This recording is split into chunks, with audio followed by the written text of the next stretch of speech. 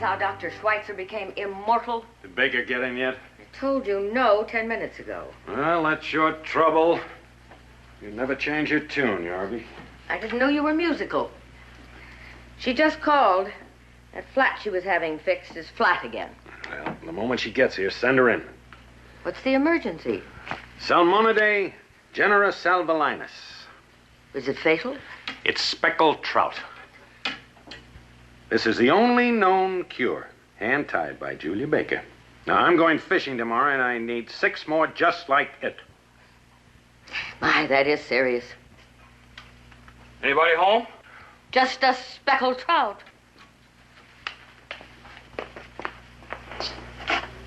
You look like you came to the right place. Does it show? Only when you breathe, but keep it up. Name? Theodore Carver Newman. Department? Design. But I don't think there's time for all this. Why not? Because I'm going to pass out. Oh, no. Doctor! The last thing Mr. Newman said before I went home last night was, well, it's back to the old drawing board. I should have realized he meant to work all night. Oh, is he in the habit of doing that? Oh, yes. On Project Orion, he worked 3 days without sleep. Well, maybe he just stopped by the clinic to get something to keep him awake. That's the kind of thing he'd do, all right. What's his problem? Is he very dedicated or very slow? He's one of our best designers. Now, is he really perfect or just generous at Christmas time? He's perfect. Excuse us, please. I must consult with the doctor. Of course. Take a look at his personnel file. Theodore Carver Newman is perfect. Nah, he isn't perfect. He doesn't have 20/20 vision. He doesn't fish. And he doesn't have a wife. Well, it makes him smart, not perfect. That makes him perfect for Julia. Oh, belay that, Yarby. Last time I tried to play matchmaker was for my Cocker Spaniel, and believe me, it didn't work out. But, Doctor, this is fate. It's why Julia was late. That rhymes, but it doesn't reason. All right, look at it from your point of view. If Julia had a husband to fix her flats, you'd never have to worry about her being on time. I'm sorry I'm late, Hannah. You wouldn't believe the trouble I had getting here. She's here, Doctor. I can see that, nurse. I hope we haven't inconvenienced you by being here on time, Mrs. Baker. I'm lucky I'm here at all, Doctor. Would you believe I arrived by tow truck? Inside, or did they drag you all the way? Please, the air is out of my tire. Don't let it out of me, too, Doctor. You jump into your whites and then get over to design right away. Take a look at this man. Take a good long look. What's wrong with him? He doesn't fish. He came in this morning, took one look at me, and passed out. And he doesn't even have 20/20 vision. All right, get moving, Baker, on the double. I hope I have more luck getting to design than I had getting here. Congratulations, Doctor. Beautiful delivery. Now, don't be premature. All we've done is cast out the lure. The fish has to bite. Romeo did. Anthony did. Richard Burton did. Mr. Beaumont didn't. Who's Mr. Beaumont? My Cocker Spaniel. Well, Ted C. Newman will. I've got a feeling in my bones. That's your bursitis.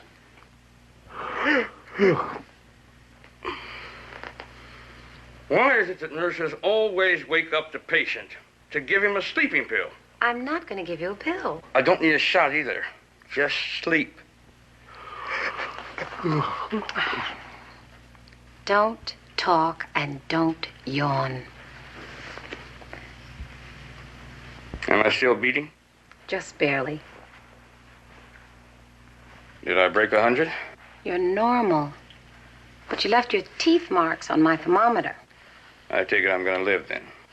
Not for long, if you don't start getting more rest. You woke me up to tell me that? You can go back to sleep now.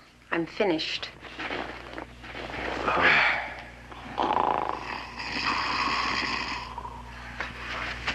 Can you imagine Richard Burton falling asleep? Ever? No, never. And then to snore yet. Yarby, I have never been sold on this project. Let's just forget Rip Van Winkle. But we can't, because he's so ideal for Julia. And you are so stubborn. Committed is what I am. Julia needs a husband, and Corey needs a father, and I need you. Is that a proposal? Yes, I'm proposing you get committed too. You're the big sportsman. How do we land our fish? Well, first, just to get everybody's attention, we rock the boat.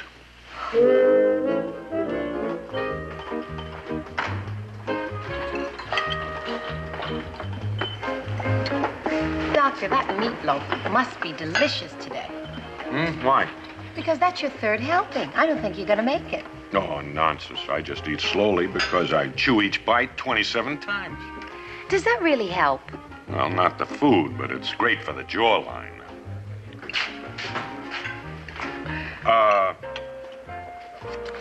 What can I get you for dessert? Oh, not a thing, thanks. Well, I'm not going to eat my lemon meringue pie alone.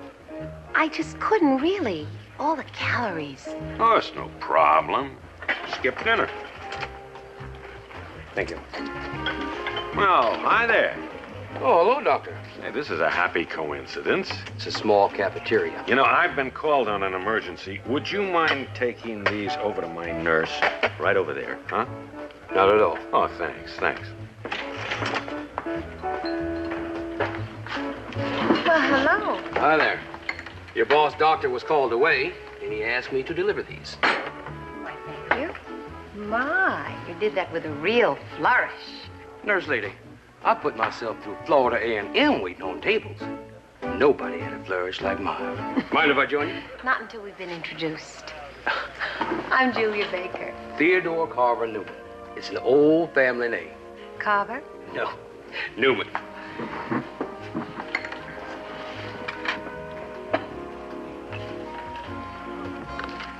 I don't believe I've ever seen you in the cafeteria before. I generally bring my lunch. I brought it today, as a matter of fact, but I left it in the tow truck.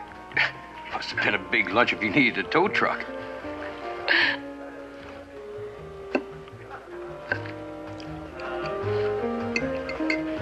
Is it good? Well, I've had worse meatloaf. Once. It came in a C ration. That's strange. Dr. Chegley raved about it. He usually refers to this place as a used food lot. Have you been with Astrospace long? Since September. How have they been treating you? I've been treating them. I'm the nurse, remember? I remember. Do you make house calls, or will I have to come to your place? That would depend on the nature of your emergency. Well, what if I were suddenly, smitten? That's the meatloaf, tribicarbonate. It's nice meeting you, Ted. I'm due back at the clinic 5 minutes ago. It was my pleasure, Julia.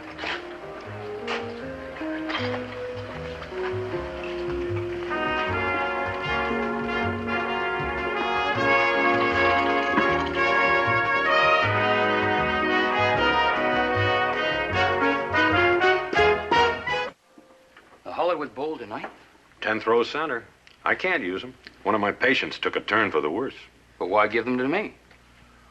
Well, it's sort of a peace offering for the way I barged in on you this morning. None needed. Thanks anyway. But I'm working tonight, too. That isn't what your doctor says. You are to take the weekend off, and that's an order. You're as overworked as my nurse. Does Julia by any chance dig, Joseph and his kid brethren?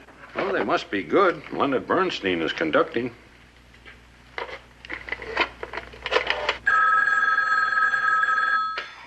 Clinic, Yarby.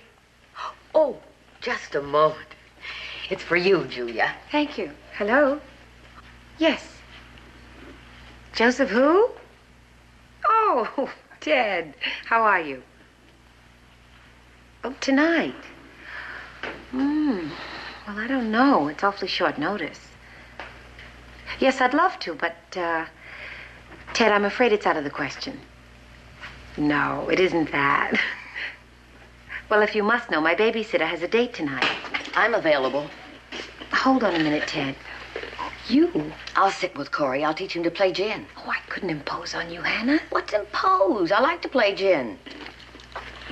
This is the babysitter. She'll be ready at 7:30. Come early.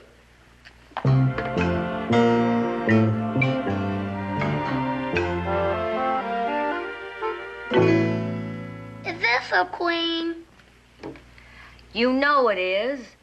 Then what have I got now? Don't be a wise guy, wise guy. That's another blitz, and let's play checkers. Wow, Mama. The card shark is right. You look sensational. Why, thank you both. How come you never look like that when you take me to the park? She'd make the flowers jealous.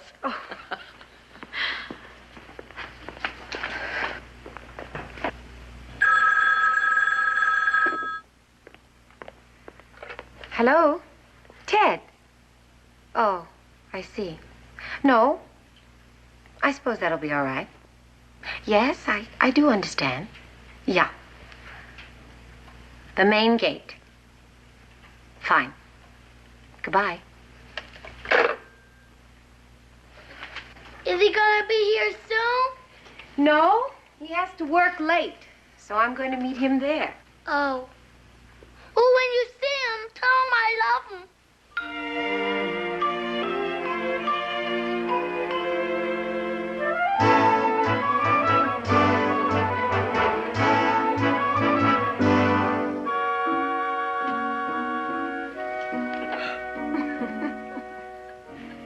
It sure was good being with you.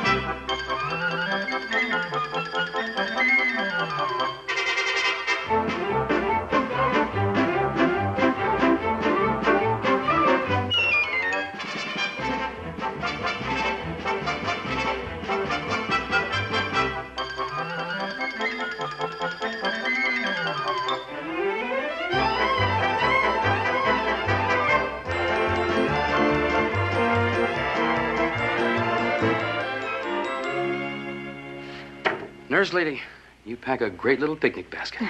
It was fun. I haven't been on a picnic in years. It was a beautiful day. I'm afraid we wore Corey out. Oh, he's not nearly as tired as his mother. And go recharge your batteries so we can do some serious dancing tomorrow night.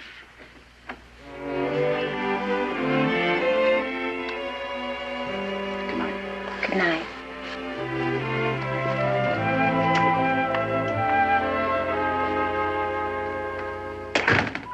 It was a nice picnic, God.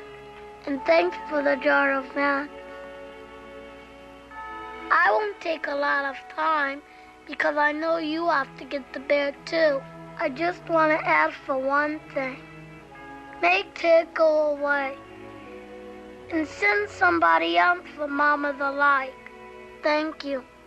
Good night, God. Yours truly, Corey Baker. Come in, whoever it is. It's just your mother. Can Nan sleep in here tonight? The lid's on real tight.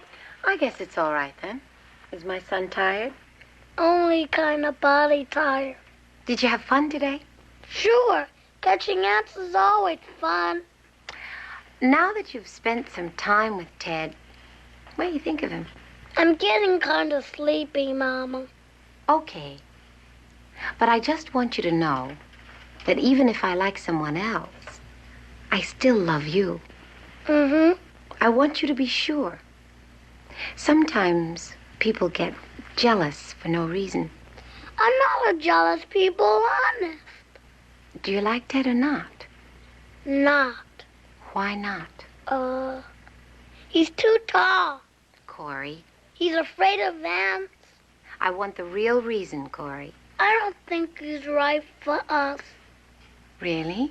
Really and truly. You know what he said to me? What? He said that I should call him Uncle. Uncle Ted. Well, what's wrong with Uncle Ted? I already have an uncle, but I don't have a daddy.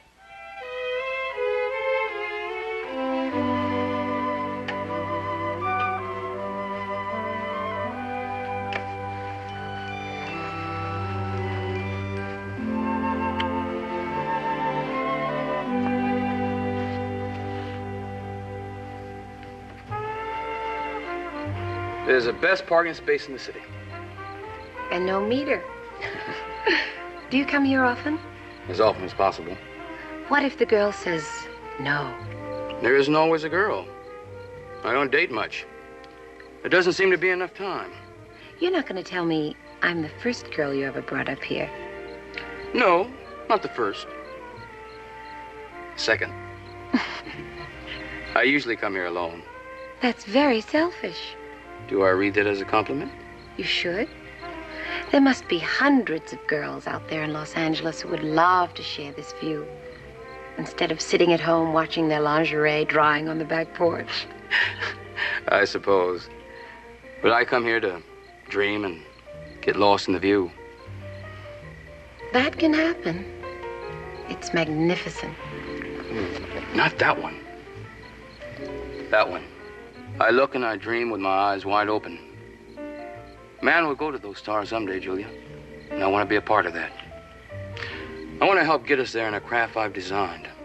Your dream sounds very real. It's my one consuming passion.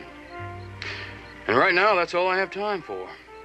So those pretty little things will just have to find another boy. Or sit at home and watch their lingerie dry.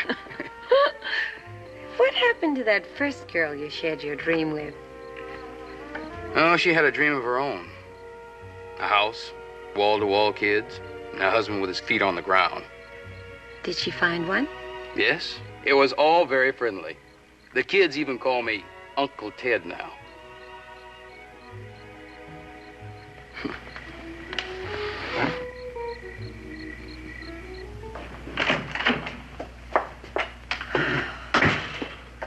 Good morning, Doctor. Hannah? By the way, Doctor, how was your weekend? The fish were biting, and I caught my limit plus one old shoe. How was yours? Oh, the usual. I zipped down to Acapulco for some skin diving with John Wayne, then jetted to the Mediterranean for dinner with the princess, up to San Moritz for some skiing, then back over to Washington for dinner last night at the White House. It sounds dull. Just the dinner parties. You do anything interesting, Julia? Oh, I had a very exciting weekend. I bought a recap tire. Anything else? Mm-hmm. And a new inner tube. How romantic. You can both stop fishing. Theodore Carver Newman is one of the nicest men I have ever met. There's just one tiny thing wrong with your little scheme. He is not the marrying kind. All men are the marrying kind. Not Ted. His designs are all in the future. And he doesn't need a wife. No sane man needs a wife. Is that another old Swedish proverb? Let's not give up on Ted, Julia. Love will find a way. We'll change his mind. Now leave me out of this. Me too. I told you before. I'll find my own prospect for love and marriage. All right, have it your way. But I warn you now, the next time a tall, dark, and handsome man walks through that door, I won't even call you. If he's tall and handsome, okay. But if he's dark, at least give me a shot at him.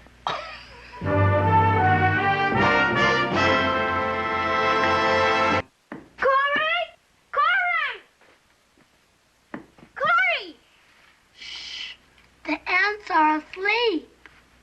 No, they're not. They're dead. How can you tell? There's no arrows in the lid, and they're all laying on their backs. Oh, you're sure smart, O.J. Wagadorn. Yeah, and I just met a guy that would be perfect for your mother. Who? The new mailman. He's really the marrying kind. How do you know? I asked him. He's been married 6 times.